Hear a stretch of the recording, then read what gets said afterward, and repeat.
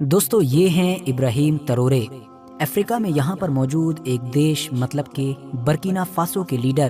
ابھی ان کی عمر بھی بمشکل 36 یعنی کہ 36 سال ہے، جو ان کو اس وقت پوری دنیا کا سب سے کم عمر کا راشٹرپتی بناتی ہے۔ لیکن دوستو موجودہ دور میں دنیا کا سب سے کم عمر کا پریزیڈنٹ ہونا ہی ان کی خوبی نہیں ہے، بلکہ یہ تو صرف ایک اتفاق ہے، ورنہ ان کے جو کارنامے ہیں، ان کے جو کام ہیں وہ ایسے ہیں کہ جس کی وجہ سے پچھلے کچھ وقت سے میڈیا لگاتار ان کو پورے افریقہ کا سب سے پربھاوشالی نیتا مان رہی ہے، بلکہ ایکسپرٹس لگاتار یہ مان رہے ہیں کہ اگر ابراہیم ترورے کا ابھار اتنی ہی تیزی کے ساتھ ہوتا رہا تو ممکن ہے بہت جلد ہی آنے والے دنوں میں ہم دیکھ سکیں گے کہ ابراہیم ترورے صرف افریقہ ہی نہیں بلکہ اوپر موجود جو مڈل ایسٹ ہے، مطلب کہ پورا مسلم ورلڈ ہے، اس پورے ہی علاقے میں سب سے مشہور اور سب سے اثردار نیتاؤں میں گنے جائیں گے، جن سے ٹکرانا یا پھر جن سے نپٹنا خاص طور سے ویسٹرن ورلڈ کے لیے بہت زیادہ مشکل ثابت ہوگا۔ مگر اب سوال یہ ہے کہ آخر کیوں؟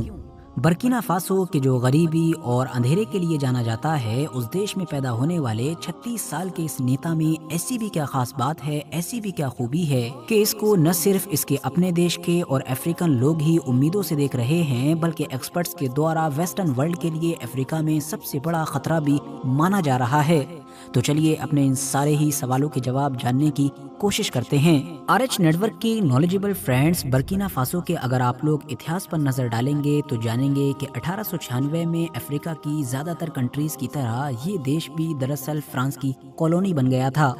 1960 میں آزادی ملی، مگر یہ کہنے کو ہی آزادی تھی، کیونکہ آزادی دینے کے بعد بھی فرانس نے اس کے آس پاس کی باقی زیادہ تر افریقن کنٹریز کی طرح اس کو بھی انڈائریکٹلی اپنے کنٹرول میں ہی رکھا۔ مطلب کہنے کو تو یہ لوگ آزاد تھے، مگر ان کے دیش کی گدی پر کون بیٹھے گا، کون راج کرے گا، یہ سب پیرس سے کنٹرول ہوتا تھا۔ ان کی چاہے کرنسی ہو، اکانومی سے جڑی ہوئی باقی چیزیں ہوں، ٹریڈ ہو، فورن ریزروز ہوں، سب کچھ فرانس کے کنٹرول میں تھا۔ مینلی ان کے نیچرل ریسورسز اور خاص طور سے جیسا کہ ہم جانتے ہیں کہ یہ علاقہ دنیا میں سونے کا گڑھ مانا جاتا ہے، یہ سب کچھ بھی فرانس کے ہی کنٹرول میں تھا، کیونکہ سونا نکلتا تو ان کی زمین سے ہی تھا۔ لیکن ظاہر سی بات ہے جو سونا نکالنے کے لیے یا باقی آگے کا پروسیس کرنے کے لیے جتنی بھی فیسلٹیز چاہیے ہیں، جو مائننگ وغیرہ کا پورا پروسیس ہے، وہ سب کچھ فرانس کے ہی کنٹرول میں تھا۔ اس کی کمپنیز ہی ان ساری چیزوں کو مینج کیا کرتی تھیں، جس کی وجہ سے سونا انہی کا ہونے کے باوجود بھی ان کا نہیں تھا۔ ڈیفنس کے معاملے میں بھی فرانس پیچھے نہیں رہا، بلکہ اس نے برکینا فاسو سمیت آس پاس کی جتنی بھی افریقن کنٹریز تھیں جن پر اس کا ڈائریکٹ یا پھر انڈائریکٹ کنٹرول تھا، ان کے ساتھ اس طرح کے معاہدے کیے، اس طرح کے الگ الگ طرح کے ایگریمنٹس کیے کہ یہ سارے دیش نہ چاہتے ہوئے بھی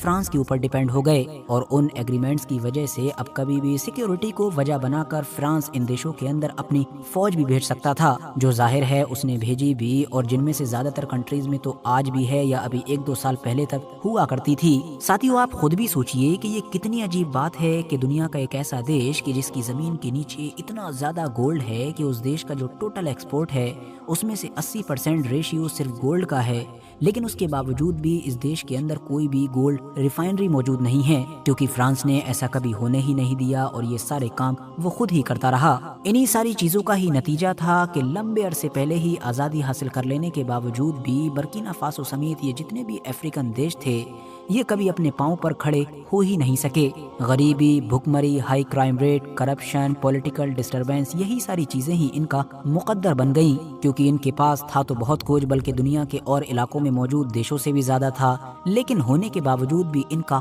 اپنا نہیں تھا۔ ظاہر سی بات ہے یہ چیز کب تک چھپی رہتی یا کب تک برداشت کی جاتی؟ عام لوگوں میں غصہ بڑھنا تھا، جو کہ بڑھنا شروع ہو گیا، اور ماحول 2010 کے دور سے ہی کافی خراب ہونے لگا تھا۔ ہر طرف پولیٹیکل ڈسٹربنس نظر آنے لگی تھی، الگ الگ طرح کے گروپس نے ہتھیار اٹھانے بھی شروع کر دیے تھے۔ پھر 2015 کے الیکشن کے ذریعے سے کرسچین کبورے کو برکینا فاسو کا راشٹرپتی چن لیا گیا، کہ جن کو فرانس کا بھی سپورٹ حاصل تھا، اور ظاہر سی بات ہے فرانس کی برکینا فاسو میں آرمی بھی موجود ہوا کرتی تھی۔ مگر ہر گزرتے وقت کے ساتھ برکینا فاسو کے حالات اب برے سے برے ہوتے چلے گئے، اور پھر آخر کار جنوری 2022 کا وقت آیا کہ جب برکینا فاسو کی ملٹری نے ملک کے انہی برے حالات کا حوالہ دیتے ہوئے تختہ پلٹ کیا، مطلب ایک کو کیا، اور دیش کا کنٹرول سنبھال لیا ایک آرمی جنرل نے جن کا نام تھا پاؤل ہنری ڈمیبا۔ لیکن ساتھیو ڈمیبا کے کیس میں بھی بری بات یہ تھی کہ انہوں نے جتنے بھی وعدے کیے تھے، اب وہ چاہیں عام لوگوں سے کیے تھے یا اپنی آرمی سے کیے کیے تھے وہ उनको पूरा नहीं कर सके।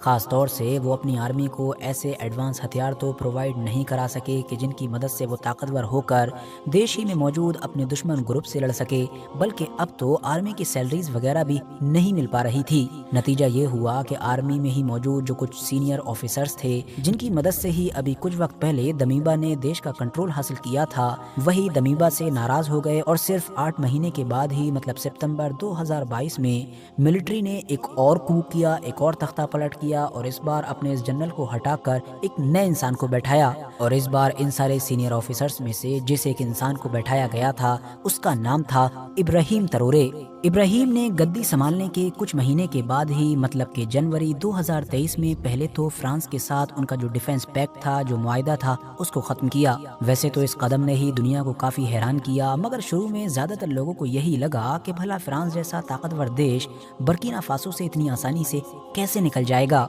लेकिन बर्किना फासो के इस नए और बहुत कम उम्र लीडर ने तो साथ ही धमकी भी दे डाली और बाकायदा 1 महीने की टाइमलाइन दी कि 1 महीने के अंदर अंदर फ्रांस की फौज को बर्किना फासो को छोड़ना होगा। दूसरी तरफ फ्रांस ने भी जब इब्राहिम तरोरे के इस तरह के तेवर देखे तो खामोशी के साथ बर्किना फासो से अपनी फौज को निकाल लिया। ये इब्राहिम तरोरे का पहला बोल्ड स्टेप था कि जिसने इंटरनेशनल मीडिया और मेनली वेस्टर्न मीडिया का ध्यान इब्राहिम तरोरे की तरफ खींचा था। और इसके कुछ वक्त के बाद ही ये रशिया भी पहुंचे और वहाँ भी तमाम अफ्रीकन लीडर्स के सामने इन्होंने फ्रांस का नाम लिए बिना ही वेस्टर्न वर्ल्ड का जो कॉलोनियल सिस्टम है उसको खूब टारगेट किया। पुतिन से मुलाकात के बाद अब रशिया भी इस बात पर राजी हुआ कि वो बर्किना फासो की आर्मी की मदद करेगा। रशिया की तरफ से अपने बहुत सारे एक्सपर्ट्स को बर्किना फासो भेजा गया ताकि वो इनकी आर्मी को एडवांस ट्रेनिंग दे सकें और साथ ही में ये वादा भी किया गया कि फ्यूचर में ये कोऑपरेशन बढ़ता जाएगा। मतलब रशिया हर तरह से बर्किना फासो की आर्मी की मदद करता रहेगा। अपनी फौज को जल्द से जल्द अपने दुश्मन के मुकाबले में ताकतवर बनाने के लिए इब्राहिम ने जहां एक तरफ चाइना से आर्म्ड व्हीकल्स का सौदा किया तो वहीं दूसरी तरफ टर्की के मशहूर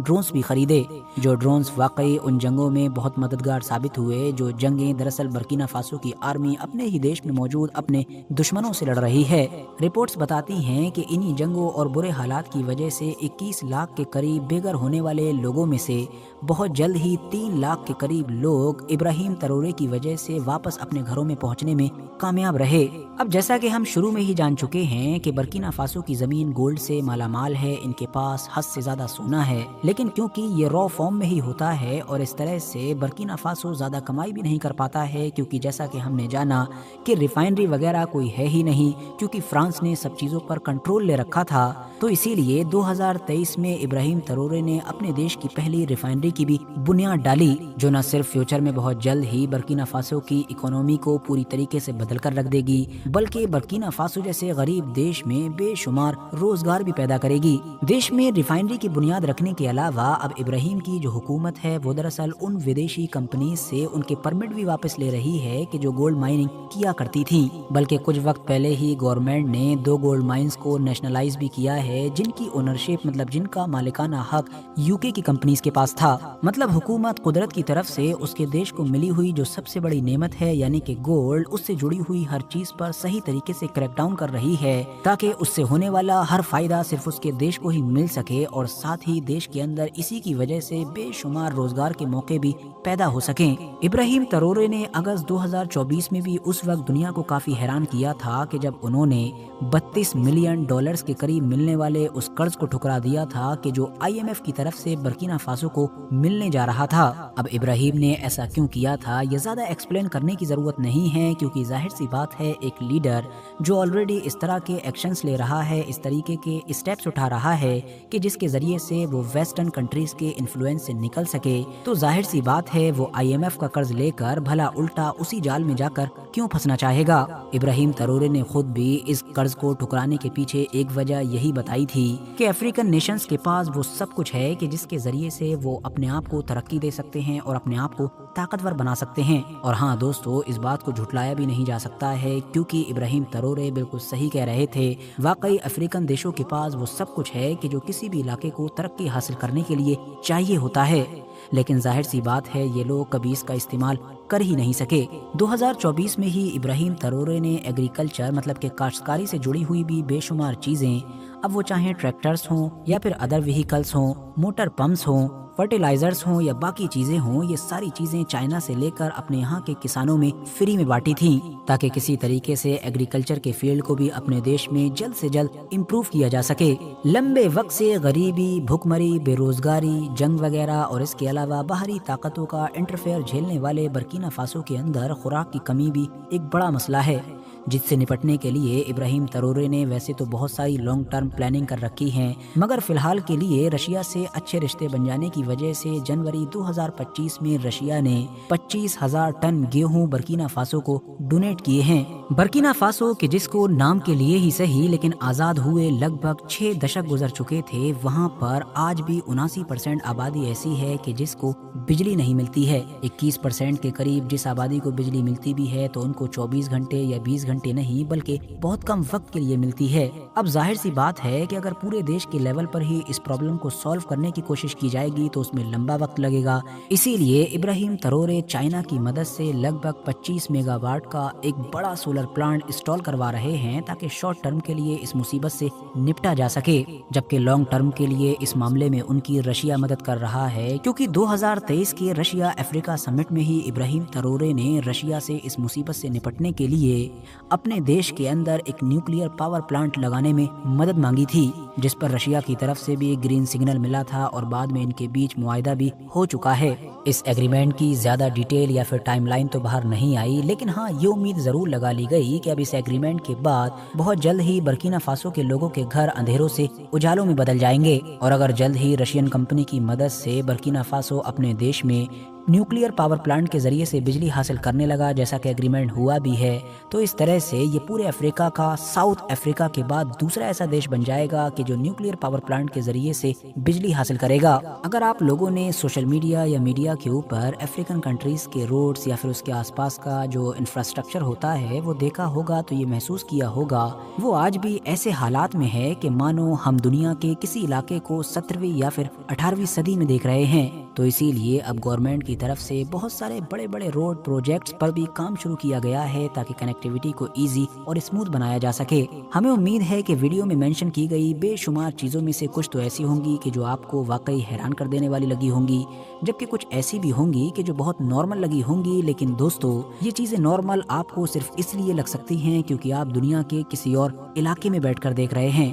ذرا ان چیزوں کو ایک بار برکینا فاسو یا اس کے آس پاس کے علاقوں میں بیٹھ کر دیکھیے تو یہ آپ کو کسی ایک نئی زندگی سے کم نہیں لگیں گی، ایک ایسی نئی زندگی اور ایک ایسی امید کہ جس کی تلاش ان میں سے کسی کو پچھلے 50-60 سال سے تھی تو کسی کو 100 سالوں سے تھی۔ اسی لیے تو اتنے کم وقت میں اتنی کم عمر کا ایک لیڈر پورے افریقہ میں چھا چکا ہے، مشہور ہو چکا ہے اور مانو افریقن دیشوں کے لیے رول ماڈل بن چکا ہے۔ باقی دوستو ابراہیم ترورے کی اس پوری کہانی پر آپ لوگوں کا کیا نظریہ ہے، کیا اوپینین ہے، کمنٹس باکس میں ضرور بتائیں۔